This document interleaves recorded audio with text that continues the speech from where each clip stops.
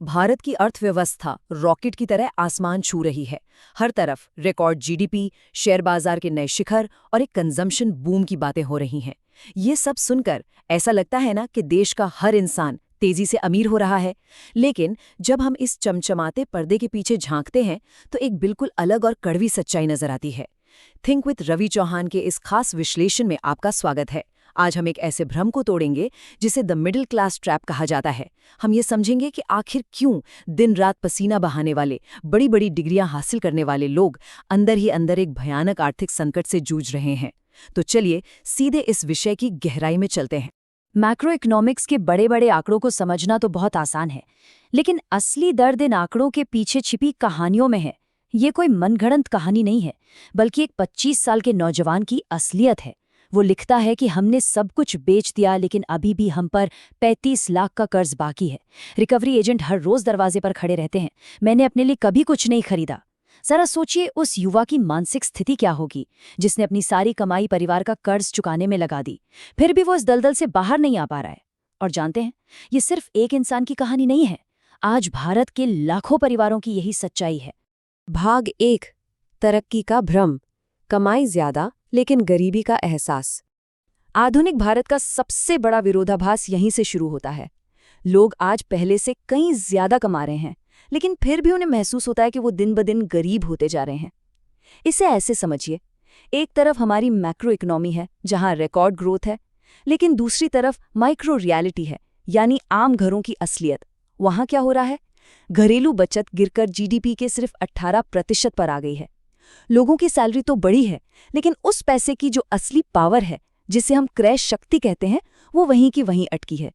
और बाजार में जो इतनी भारी डिमांड नजर आ रही है ना, वो लोगों की बढ़ती इनकम से नहीं, बल्कि रिटेल क्रेडिट और लोन से आ रही है। इसी उलझन को द नॉमिनल वेज ट्रैप कहा जाता है। दशकों से हमारे परिवार अपनी बचत को सुरक्षित रखने के लिए फिक्स्ड डिपॉजिट यानी एफडी करते आए हैं, जिस पर लगभग 7% का रिटर्न मिलता है। लेकिन क्या आपने कभी असली महंगाई पर गौर किया है? शिक्षा, स्वास्थ्य और लाइफस्टाइल का खर्च हर साल 10 से 12% की दर से बढ़ रहा है। इसका सीधा सा मतलब ये हुआ कि अगर आज किसी की सैलरी 1.5 लाख रुपए भी है, तो असल में वो महज 90,000 रुपए के बराबर ही महसूस होती है, क्योंकि वो पैसा चुपचाप अपनी वैल्यू खोता जा रहा है। भाग 2, खामोश ईएमआई ट्रैप, सर्वाइवल के लिए कर्ज। 85%, ये सिर्फ एक नंबर नहीं है, ये एक ऐसा आंकड़ा है जो रोंगटे खड़े कर देता है। जब सैलरी से घर का खर्च पूरा नहीं होता, तब जन्म होता है इस खामोश ईएमआई ट्रैप का। पहले लोग सिर्फ घर या गाड़ी जैसी बड़ी और जरूरी चीजों के लिए लोन लेते थे, लेकिन आज हालात बिल्कुल बदल चुके हैं।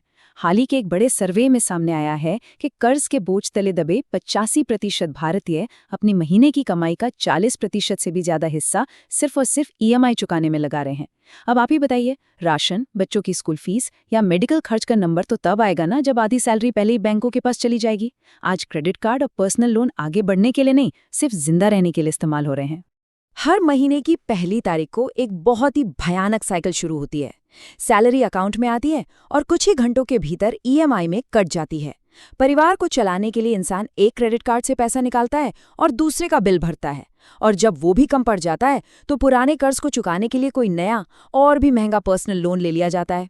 ये कोई फाइनेंशियल प्लानिंग नहीं है, ये एक ऐसी मानसिक प्रताड़ना है जो इंसान को अंदर ही अंदर खोखला कर रही है। ऐसे में एक बहुत गहरा सवाल हमारे सामने आकर खड़ा हो जाता है। क्या हमारी ये सारी कड़ी मेहनत, ये दिन रात का संघर्ष आने वाली पीढ़ियों के लिए वेल्थ या संपत्ति बनाने के लिए हो रहा है, या फिर हमारी जिंदगी का मकसद सिर्फ इतना रह गया है कि बैंक की ईएमआई समय पर भरी जा सके? हमारी और आपकी मेहनत का असल फल आखिर जा कहाँ रहा है? भाग 3, सामाजिक दबाव का बोझ, इज्जत की भारी कीमत। इस सवाल का जवाब सिर्फ अर्थशास्त्र की किताबों में नहीं, बल्कि हमारे मनोविज्ञान में भी छिपा है। हम एक ऐसे समाज का हिस्सा हैं जहां लोग क्या कहेंगे, ये दुनिया का सबसे बड़ा डर है। समाज में अपनी हैसियत, या जिसे हम इज्जत कहते हैं, उसे दिखाने की इस मजबूरी को सोशल स्टेटस सिग्नलिंग कहा जाता है। हम अक्सर वो चीजें खरीदते हैं जिनकी हमें कोई जरूरत नहीं होती, और वो भी उस पैसे से जो असल में हमारे पास है ही नहीं। क्यों? सिर्फ उन लोगों को इम्प्रेस करने के लिए जिन्हें हम शायद पसंद भी नहीं करते। ये एक ऐसा मीठा जहर है जिसने अनगिनत परिवारों को कर्ज के ऐसे दलदल में धकेल दिया है जहां से वापसी का रास्ता खोजना बहुत मुश्किल है। अगर आप पिछली पीढ़ियों और आज की पीढ़ी को देखें तो एक बुनियादी फर्क साफ नजर आता है। पहले कर्ज एसेट यानी संपत्ति बनाने के लिए लिया जाता था, जैसे कोई बिजनेस लोन, एजुकेशन लोन या घर का लोन। ये वो कर्ज था जो भविष्य में आपको पैसा कमाकर देता था। लेकिन आज का मिडिल क्लास कंजम्पशन के लिए कर्ज ले रहा है। ईएमआई पर लेटेस्ट फोन, क्रेडिट कार्ड पर महंगी छुट्टियां और नया फर्नीचर। ये सब वो चीजें हैं जिनकी वैल्यू समय के साथ घटती ही है। हम अपने आज के दिखावे के लिए अपनी भविष्य की कमाई को कुर्बान कर रहे हैं। भाग 4, फाइनेंशियल लिटरेसी की कमी, शिक्षा बनाम असली दुनिया की स्किल्स। अब सोचने वाली बात यह है कि इतने पढ़े लिखे होने के बावजूद हम ये गलतियां क्यों कर रहे हैं। इसका सीधा सा जवाब है हमारे एजुकेशन सिस्टम और असली दुनिया की जरूरतों के बीच की वो बहुत बड़ी खाई जिसे आज तक पाटा ही नहीं गया। कॉलेज में डिग्रियां तो धड़ल्ले से बांटी जा रही हैं, लेकिन पैसे को कैसे संभाला जाए ये हमें किसी स्कूल या कॉलेज में नहीं सिखाया जाता। ये आंकड़े देखिए, ये सच में चौंकाने वाले हैं। भारत में पुरुषों में वित्तीय साक्षरता महज 29% है और महिलाओं में तो यह आंकड़ा गिरकर सिर्फ 21% रह जाता है। इसका मतलब ये है कि देश का एक बहुत बड़ा हिस्सा, जिसमें अच्छी खासी सैलरी पाने वाले प्रोफेशनल्स भी शामिल हैं, वो कर्ज देने वाली कंपनियों और गलत फाइनेंशियल प्रोडक्ट्स के सामने पूरी तरह से असहाय हैं। और ये वित्तीय साक्षरता सीधे तौर पर आपकी आय यानी इनकम से जुड़ी हुई है। जिनकी कमाई ज्यादा है उन्हें पैसे का विज्ञान थोड़ा बेहतर समझ आता है, लेकिन जिनकी आय कम है वो वित्तीय ज्ञान की कमी के कारण हमेशा संघर्ष ही करते रहते हैं। पैसों की सही समझ ना होना ही वो अदृश्य जंजीर है जो हमारे मिडिल क्लास को आगे बढ़ने से रोके हुए है। उन्हें पता ही नहीं होता कि कंपाउंडिंग का जादू कैसे काम करता है या फिर महंगाई कैसे चुपचाप उनकी सालों की बचत को खा रही है। इसी स्थिति को मैक्रो इकोनॉमिक्स की भाषा में द मिडिल इनकम ट्रैप कहा जाता है। ये वो स्थिति है जब एक देश में हर साल करोड़ों डिग्रियां तो बढ़ती हैं, लेकिन उन डिग्रियों के दम पर हाई वैल्यू और अच्छी सैलरी वाली नौकरियां नहीं मिल पाती। सस्ते लेबर का फायदा अब खत्म हो चुका है और इनोवेशन के मामले में हम अभी काफी पीछे हैं।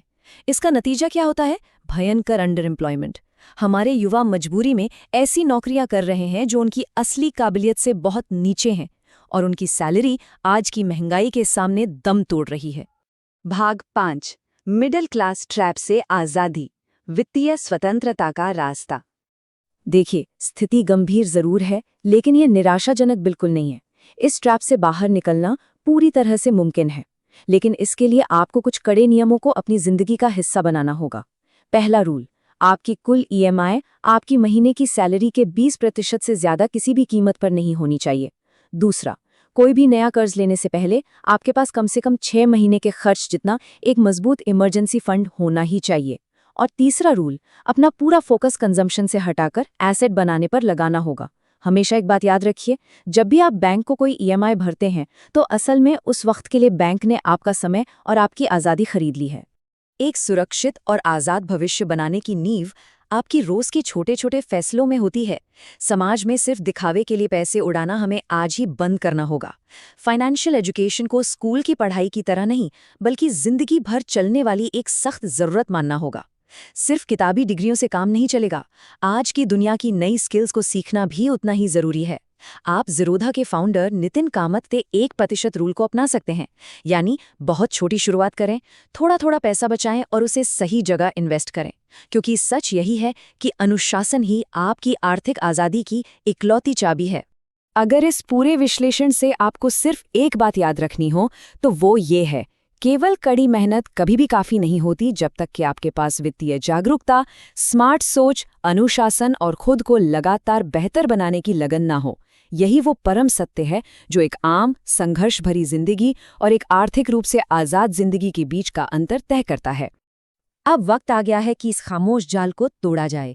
अपनी आर्थिक आज़ादी की कमान अब आपको अपने हाथों में लेनी ही होगी, क्योंकि आपकी दिन रात की मेहनत का असली फायदा आपके परिवार को मिलना चाहिए, किसी बैंक को नहीं। ऐसे ही गंभीर, विचारशील और जमीनी सच्चाई से जुड़े विषयों को गहराई से समझने के लिए थिंक विद रवि चौहान को लाइक, शेयर और सब्सक्राइब जरूर करें। अपनी सोच को सशक्त बनाएं और अपना भविष्य खुद लिखें। आपसे जल्द ही मिलते हैं अगले विश्लेषण में।